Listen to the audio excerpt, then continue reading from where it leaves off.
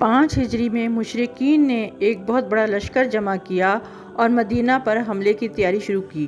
نبی کریم صلی اللہ علیہ وسلم نے صحابہ سے مشورہ کیا تو حضرت سلمان فارسی نے، جو ایران کے جنگی طریقوں سے واقف تھے، مشورہ دیا کہ چونکہ دشمنوں کے مقابلے میں ہماری تعداد تھوڑی ہے، اس لیے کھلے میدان میں لڑنے کی بجائے مدینہ کے چاروں طرف خندق کھود کر شہر کو محفوظ کر دیا جائے۔ نبی کریم صلی اللہ علیہ وسلم نے اس تجویز کو پسند فرمایا، چنانچہ آپ کے ہمراہ 3000 صحابہ کی 15 دن کی محنت شاقہ کے بعد 5 گز چوڑی اور 5 گز گہری خندق تیار کی گئی۔ اس لیے اس جنگ کو غزوہ احزاب یعنی لشکر کی جمع کے ساتھ غزوہ خندق بھی کہتے ہیں۔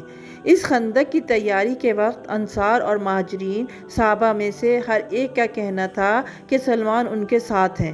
نبی کریم صلی اللہ علیہ وسلم نے اس موقع پر فرمایا، سلمان میرے اہل بیت میں سے ہیں۔ مشرکین اس ارادے سے آئے تھے کہ مسلمانوں کو صفحہ ہستی سے مٹا دیں گے، لیکن وہ اس خندق کی بدولت مدینہ تک نہ پہنچ سکے۔ اللہ تعالیٰ نے غیب سے مدد فرمائی اور ایسے اسباب پیدا کر دیے کہ مشرکین 27 دن کے بعد محاصرہ اٹھا کر واپس جانے پر مجبور ہو گئے۔ غزوہ احزاب کے بعد حضرت سلمان فارسی نے ہر غزوے میں شرکت کی۔ ان کا شوق جہاد اور حب رسول دیکھ کر ایک مرتبہ آپ صلی اللہ علیہ وسلم نے فرمایا، جنت 3 آدمیوں کا اشتیاق رکھتی ہے، علی، عمار اور سلمان فارسی۔ نبی کریم صلی اللہ علیہ وسلم نے آپ کو ابو عبداللہ کی کنیت اور سلمان الخیر کا لقب عطا فرمایا۔ حضرت سلمان فارسی کی یہ کوشش ہوتی تھی کہ وہ نبی کریم صلی اللہ علیہ وسلم کی خدمت میں حاضر رہیں۔ امہات المومنین آپ پر رشک کرتی تھیں۔ حضرت سلمان کے علم و فضل کا اندازہ نبی کریم صلی اللہ علیہ وآلہ وسلم کے اس ارشاد مبارک سے کیا جا سکتا ہے کہ نبی صلی اللہ علیہ وسلم نے فرمایا، سلمان علم سے لبریز ہیں۔ ایک اور موقع پر بھی آپ نے فرمایا، سلمان اول یعنی انجیل و تورات اور آخر یعنی قرآن مجید کا علم بھی رکھتے ہیں۔ وہ ایک ایسا دریا ہے جو کبھی خشک نہیں ہوتا۔ حضرت سلمان نے ساری عمر فقیرانہ وضع سے گزاری، یہاں تک کہ جب آپ کے نکاح کے بعد بیوی کے پاس گئے تو وہاں قیمتی سامان دیکھا۔ پوچھا، یہ سامان کیسا ہے؟ بتایا گیا کہ یہ آپ کی اور آپ کی بیوی کا ہے۔ فرمایا، میرے آقا کا فرمان ہے، دنیا میں تمہارے پاس صرف اتنا سامان ہونا چاہیے جتنا کسی مسافر کے پاس ضرورت کے لیے ہوتا ہے۔ مجھے اس سامان کی ضرورت نہیں ہے۔ ایک بار حضرت سلمان حضرت عمر فاروق کے پاس گئے تو انہوں نے تکریم کے طور پر اپنی پشت کا تکیہ حضرت سلمان کو پیش کیا۔ حضرت سلمان نے حضرت عمر کو دعا دی اور یہ واقعہ سنایا کہ جو حاکم میں آیا ہے کہ حضرت سلمان ایک دفعہ نبی کریم صلی اللہ علیہ وسلم کی خدمت میں حاضر ہوئے تو آپ نے وہ تکیہ سلمان کو عنایت کیا جس سے آپ خود ٹیک لگا کر بیٹھے تھے، جس کے بعد آپ نے ارشاد فرمایا، اے سلمان، اگر کوئی مسلمان اپنے بھائی کو از راہ تعظیم اپنا تکیہ پیش کرے تو اللہ اس کی مغفرت فرما دے گا۔ رسول کریم صلی اللہ علیہ وآلہ وسلم کی رحلت کے بعد حضرت ابوبکر صدیق کے دور خلافت میں حضرت سلمان نے مدینہ میں قیام کیا، جبکہ حضرت عمر فاروق کے عہد میں انہوں نے عراق کی سکونت اختیار کر لی۔ نبی کریم صلی اللہ علیہ وسلم کی رحلت کے بعد حضرت سلمان نے کئی معرکوں میں شجاعت دکھائی۔ ایران پر لشکر کشی کے وقت بھی وہ اس معرکے میں شریک تھے۔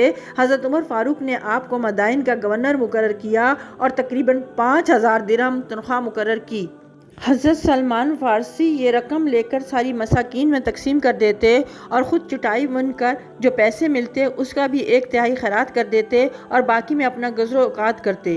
معمولی لباس پہنتے، گدھے پر سواری کرتے۔ لوگ انہیں دیکھ کر مذاق اڑاتے تو کہتے، جتنا جی چاہے مذاق اڑا لو، لیکن اصل حقیقت کا اندازہ اس زندگی کے بعد ہو جائے گا۔ ان کے پاس اونٹ کے بالوں کا ایک بوسیدہ کمبل تھا، دن کے وقت وہ اسے بدن پر ڈال لیتے اور رات کو سوتے وقت اوڑھ لیتے۔ ایک دن مدائن کے بازار سے گزر رہے تھے، ایک شخص نے انہیں مزدور سمجھ کر اپنا سامان اٹھانے کے لیے کہا۔ راستے میں لوگوں نے دیکھا تو کہا، اے امیر، آپ نے یہ بوجھ کیوں اٹھا رکھا ہے؟ لائیے ہم اسے پہنچا دیں۔ سامان کا مالک یہ جان کر کہ آپ مدائن کے گورنر ہیں سٹپٹا گیا، شرمندہ ہو کر سامان اتروانا چاہا تو حضرت سلمان نے فرمایا، بھائی اب میں اسے منزل تک پہنچا کر ہی دم لوں گا۔ ایک بار ایک شخص آپ کے گھر گیا تو دیکھا وہ اپنے ہاتھوں سے آٹا گوندھ رہے تھے۔ پوچھا خادم کہاں ہے؟ حضرت سلمان نے جواب دیا کسی کام سے بھیجا ہے، مناسب نہیں کہ وہ 2 کاموں کا بوجھ اس پر ڈالوں۔ کسی شخص نے حضرت سلمان کو گالیاں دیں۔